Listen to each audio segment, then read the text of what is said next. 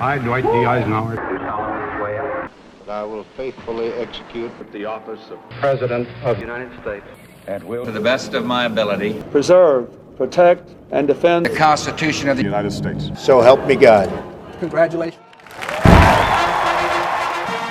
These hallowed words have been spoken by every man who has entered our nation's highest office. Every one of them has been tested by the power they possess and their circumstances that surround them, from JFK and the Cuban Missile Crisis to Jimmy Carter and the Iranian Revolution of 1979 to George W. Bush and 9/11. But there is one instance, one decision, that changed the course of history forever. That is rarely talked about: Dwight D. Eisenhower and his executive order to force federal troops to integrate Central High School in Little Rock, Arkansas. With the creation of Executive Order 10730, Dwight D. Eisenhower broke barriers by integrating the African American students into the segregated Central High School, changing the course of civil rights in the United States forever. Though he encountered powerful opposition both physically and mentally, he overcame those challenges to defend one of the United States' key foundations, the rule of law. With an action this consequential, it is important to look and understand the document that desegregated America. In 1896, 28 years after the passage of the 14th Amendment, the U.S. Supreme Court ruled in favor of Plessy v. Ferguson, which helped the doctrine of separate but equal take root in the United States, leading to the creation of Jim Crow laws. These laws were enacted by states as a way of getting around treating African Americans with the same dignity and respect as white people. Before the huge push for civil rights in the 1960s, there was another president that stood up for all in the U.S. That man was our 33rd president, Harry S. Truman. The armed forces of the United States are the most impressive military force in the history of the world, full of many brave men and women from all walks of life. But they weren't always this inclusive. Through 2 world wars, the United States military discriminated against its non-white service members, causing a divide between brothers in arms. All this changed on July 26, 1948, when Harry Truman issued Executive Order 9981, finally providing equality of treatment and opportunity in the armed services without regard to race, color, religion, and natural origin. This finally healed the wounded military, helping to create a renewed and strengthened military serving the country under the Commander-in-Chief, the President of the United States. But the quest for true equality was just getting started. The next big push came in 1954, in Topeka, Kansas, after a child was being denied enrolled in a public school because of her colored skin. 12 families decided to file a lawsuit to the Topeka Board of Education. This court case ended up being decided by the Supreme Court unanimously in favor of the child, saying that the Plessy v. Ferguson case of 1896 was breaking the 14th Amendment to the Constitution, which prohibits the states from denying equal protection of the laws to any person within their jurisdictions. This case was monumental because it ended the separate but equal doctrine in public schools across America. The third monumental civil rights push was 1 year later. Jim Crow laws dominated the South, segregating white people and African Americans on just about anything, from water fountains to public buses. Specifically, public buses were supposed to leave the front for the white people and the back for African Americans. On December 1st, 1955, a young woman named Rosa Parks was sitting in the front of the bus, and when a white man asked her to give up her seat for him, she refused, subsequently being fined and arrested, losing her job, and threatened. After her arrest, a massive protest called the Montgomery Bus Boycott followed. As the name suggests, it called for all African Americans to boycott buses. It lasted for 381 days. It severely hit the economy as more than 70% of African Americans rode to the bus to work. The demands ended up changing over the course of the protest, but they were that African American drivers should be hired, that African Americans do not have to move, that they were not mistreated by the current drivers, and that they should not be segregated. Her work was so monumental as it essentially started the larger civil rights movement. She was such an important icon that when she died, she was honored by lying in the Capitol Rotunda. The final push for civil rights was the March on Washington, which took place on August 28, 1963, where more than 250,000 African Americans participated in order to gather jobs for African Americans, gather the ability to vote, and to have a general end to racial discrimination in all forms. The march was led by Philip Randolph and has a variety of speakers sharing their own opinions, most notably Martin Luther King Jr., who became a significant figure in African American civil rights from that day forward. On September 4th, 1957, 9 African American students were finally allowed to attend Central High School in Little Rock, Arkansas, after the U.S. Supreme Court ruling of Brown v. Board. However, many still opposed this decision. So when the students arrived, an angry mob of segregationists surrounded the school and refused to let them enter. The governor of Arkansas, Orville Faubus, also opposed integration and ordered the Arkansas National Guard to block the 9 students from entering as well, forcing the students to retreat, fearing for their safety.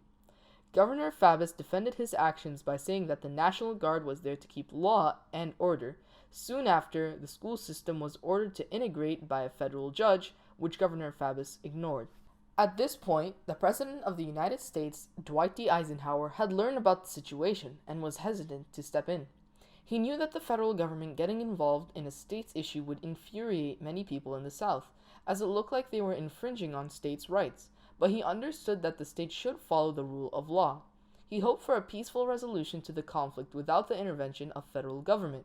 The president ended up meeting with Governor Faubus in Newport, Rhode Island, and both agreed that Faubus would order the Arkansas National Guard to stand down. However, Faubus ended up not following up on his promise, angering the president, and only removed the guards because of a court order by Judge Davis. Little Rock police officers now tried to guard the school and allow the African American students to enter, but they were quickly overwhelmed by protesters, resulting in the students being removed from the school. Many prominent organizations and groups such as the NAACP, Martin Luther King Jr., as well as Mayor Mann, the mayor of Little Rock, urged Eisenhower to step in. Another point that was made was that if nothing was done, the United States' reputation would be severely destroyed. People, however, continued to make the argument that it was not the federal government's place to step in, as it was a state issue. People also argued that the way that southern states conduct life would be ruined, and that the Constitution prevented the government from stepping in. Finally, Eisenhower decided that the federal government must step in for the good of the country. He issued Executive Order 10730 on September 24, 1957. The order sent 1,200 troops from the 101st Airborne Division from the United States Army to protect the African American students. To ensure that Governor Faubus would not interfere, every member of the Arkansas National Guard was federalized, making the 10,000 troops subject to federal jurisdiction. After the situation started to settle down, the 101st left Arkansas and made the Arkansas National Guard protect the students. The students were physically protected but were still verbally abused by their peers.